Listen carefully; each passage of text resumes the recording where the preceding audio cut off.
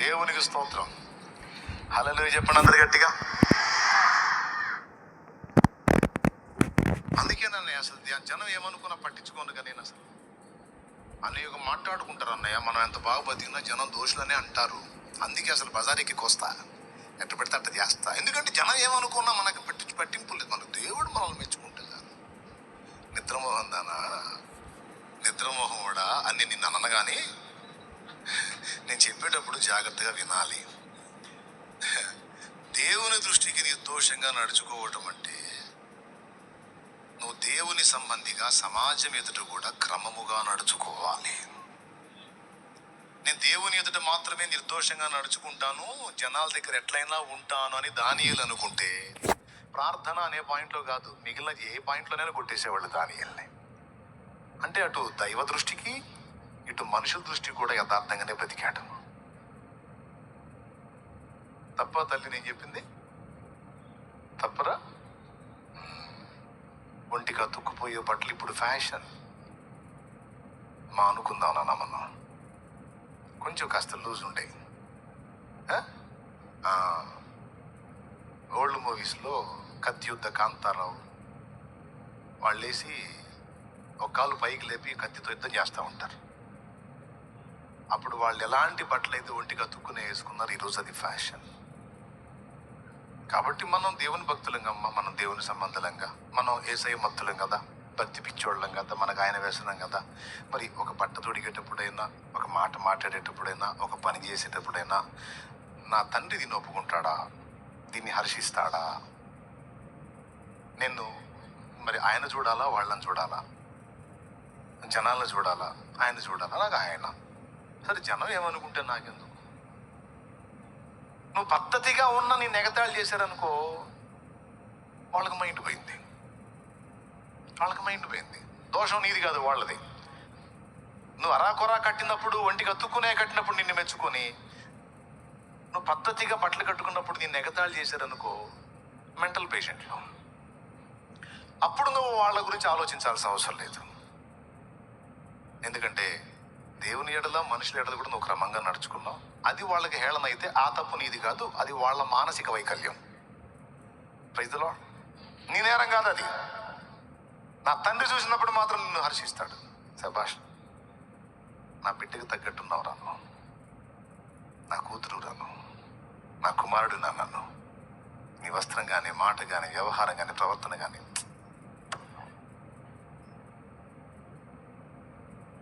ఇక ఫ్యాషన్ లేదు, గోంగూర కట్ట లేదు. కాబట్టి ఇంకేముంది, ఈ ఒక్కటే కాదు, ఇక అన్నీ కంట్రోల్ అవుతాయి. ఓకేనా? దానియేలు ఎవరికి కనెక్ట్ అయ్యాడు? దానియేలు ఎవరి వ్యసనపరుడు? దానియేలు ఎవరి మత్తుడు?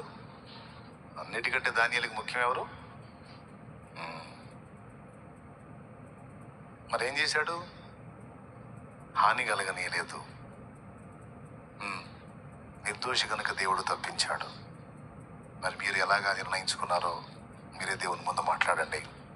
ఇక నేను ముగిస్తున్నాను. ఈ మాటలు మనందరి హృదయాల్లో నా తండ్రి స్థిరపరచును గాక. ఫైనల్గా చెప్పండి, ఏది వ్యసనంగా మారాలి మనకి? అందరి బ్రదర్స్ మీరు చెప్పండి నాన్న, ఎట్లా అయిపోవాలి నీ పరిస్థితి? అంటే మానలేని స్థితికి వచ్చేయాలి నువ్వు దేవుణ్ణి. ఆ మత్తులోకి వెళ్ళిపోవాలి. చాలా క్రితం ఒక మెసేజ్ చెప్పాను, త్రాగుబోతుల గురించి. త్రాగుబోతులు నేర్పే పాఠాలని ఉంది, నెట్లో ఉంది. అది వెతుక్కొని చూసుకోవాలి. మళ్ళీ అదంతా ఏకరూపెట్ల. ఉప్పు ప్రసంగం చేశాను, తాగుబోతుల ప్రసంగం చేశాను, ఇవన్నీ మాట్లాడాను, ఉన్నాయి నెట్లో, చూసుకోండి వెనక్కి వెళ్ళి. ప్రస్తుతానికి ఈరోజు ఇచ్చిన ఈ విషయాన్ని, ఈ సందేశాన్ని దృష్టిలో తీసుకుని దేవునికి సరిగ్గా కనెక్ట్ అవ్వండి. దేవుని గురించి ఆలోచించండి, దేవుని అన్వేషించండి, దేవుని పరిశీలించండి. అందును బట్టి దేవుడు ఆనందపడతానన్నాడు. యెహోవానగు నన్ను పరిశీలనగా ఒకడు తెలుసుకున్నట్టును బట్టి నేను ఆనందించు దేవుడునై ఉన్నాను అన్నాడు బైబిల్లో. ఎక్కడుందో చెప్తారా? యెహోవానగు నన్ను పరిశీలనగా తెలుసుకున్నట్టు ఒకడు తెలుసుకున్నట్టు ఎందు నేను ఆనందించువాడనై ఉన్నాను అని దేవుడు అన్నాడు. ఎక్కడుందో చెబితే గ్రేటే. ఎక్కడ? 9:20, 24 ఒకసారి చూసుకోండి. ఇర్మియా 9:24.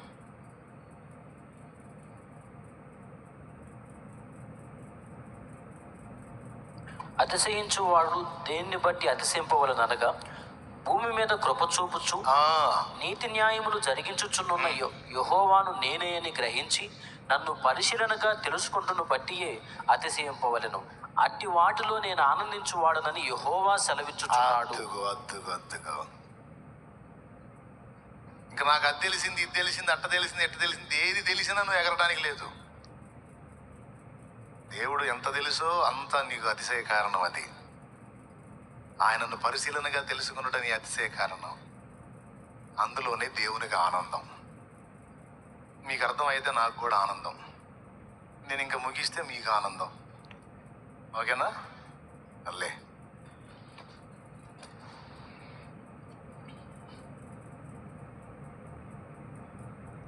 ఆయనే మన పరిశోధనాంశం, ఆయనే మన అన్వేషణ,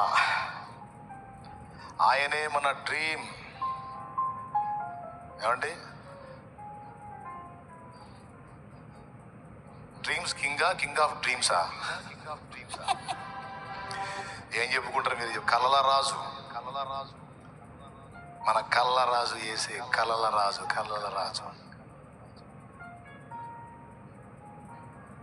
హల్లెలూయా, హల్లెలూయా, హల్లెలూయా.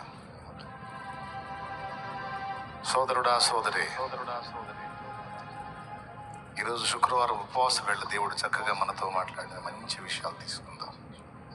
ఎప్పుడైతే ఈ విషయాల్లో నువ్వు దేవునికి కనెక్ట్ అవుతావో ఇక దేనికి భయపడాల్సిన అవసరం లేదు. ఎందుకంటే హానిలాగా వచ్చినది కూడా నీకు మేలుగా మారింది. దోషి అని నలుగురు నిన్ను నిందించిన నీ నిర్దోషత్వాన్ని దేవుడే రుజువు చేస్తాడు. నీ నీతి మధ్యాహ్న కాల సూర్యుని వల్లే ప్రకాశించేటట్టు ఆయన చేస్తాడు. ఆయనకు ఇష్టమైతే నీకు ఆయుష్ను పొడిగిస్తాడు, దీర్ఘాయువుని ఇస్తాడు, స్వస్థపరుస్తాడు. భౌతికంగా నువ్వు ఎదుర్కొంటున్న అప్పులు, ఆర్థిక ఇబ్బందులు అన్నిటికీ పరిష్కారం ఆయనే చూపిస్తాడు. ఆత్మీయంగా కూడా బలాభివృద్ధి ఆయనే కలిగిస్తాడు. కనుక నేను పరిశుద్ధాత్మ ప్రేరణలో మీకు అందించిన ఈ విషయాన్ని దృష్టిలోకి తీసుకుని దేవుని వ్యసన పరులు కండి, దేవుని మత్తులోకి రండి. ప్రార్థన, అందరం ప్రార్థన చేద్దాం. హల్లెలూయా, హల్లెలూయా, హల్లెలూయా. స్తోత్రం, స్తోత్రం, స్తోత్రం. కాసేపు ప్రార్థన చేయండి. నువ్వు విన్న మాటలన్నిటిని బట్టి దేవునికి ప్రార్థన. ఈరోజు నాతో మాట్లాడావు నాన్న, నీకు వందనాలు, వందనాలు, వందనాలు. అట్లా దేవుని మత్తులోనికి వెళ్ళిన వాళ్ళు, దేవుని వ్యసన పరులైన వాళ్ళు ఒంటిగా లేరు. సమాజాన్ని ఒక మలుపు తిప్పారు. సమాజాలకు దీవెనకరం అయ్యారు. ఊళ్ళకి, గ్రామాలకి, పట్టణాలకి, ప్రాంతాలకు దీవెనకరం అయ్యారు. నీ జీవితం కూడా అలా పరిమళించాలన్న ఆశ నీకుంటే ఆ విధంగా సిద్ధపడు. హల్లెలూయా, హల్లెలూయా, హల్లెలూయా, హల్లెలూయా. నీ దినములన్నిట ఎవరు నీ ఎదుట నిలువలేరని యెహోషువాకు, నీ దినములన్నిట ఎవరు నీ ఎదుట నిలువలేరని యెహోషువాకు వాగ్దానము చేసినావు. వాగ్దాన భూమిలో చేర్చినావు. వాగ్దానము చేసినావు. వాగ్దాన భూమిలో చేర్చినావు. సర్వోన్నతుడా నీవే నాకు ఆశ్రయ దుర్గము. సర్వోన్నతుడా నీవే నాకు ఆశ్రయ దుర్గము. ఎవరు లేరు నాకు ఇలలో, ఎవరు లేరు నాకు ఇలలో. ఆదరణ నీవేగా, ఆనందం నీవేగా, ఆదరణ నీవేగా, ఆనందం నీవేగా. నిందల పాలై నిత్య నిబంధన నీతో చేసిన దానియేలు. నిందల పాలై నిత్య నిబంధన నీతో చేసిన దానియేలు. సింహాసన మీర్చినావు, సింహాల నోళ్లను మూసినావు, సింహాసన మీర్చినావు, సింహాల నోళ్లను మూసినావు. సర్వోన్నతుడా నీవే నాకు ఆశ్రయ దుర్గము, సర్వోన్నతుడా నీవే నాకు ఆశ్రయ దుర్గము. ఎవరు లేరు నాకు ఇలలో, ఎవరు లేరు నాకు ఇలలో, ఆదరణ నీవేగా, ఆనందం నీవేగా, ఆదరణ నీవేగా, ఆనందం నీవేగా. హల్లెలూయా. ఏమంటే ఒక మాట, బల్బులు ఎన్ని రకాలు ఉంటాయండి? వాటేజ్ అండి, 0 బల్బులు, 10 వాటేజ్ అని, 12 వాటేజ్ అని, 100 వాటేజ్ అని, 1000 వాటేజ్ అని, కదా? ఇక్కడ నిలబడ్డారే మీరందరూ, అందరూ ఒకే టైపులో ఉంటారని నాకు తెలుసు. చెప్పిన విషయాలు అందరూ ఒకే టైపులో తీసుకోరని తెలుసు. అయినా నేను చెప్తా, ఎందుకో తెలుసా? ఎందుకో తెలుసా?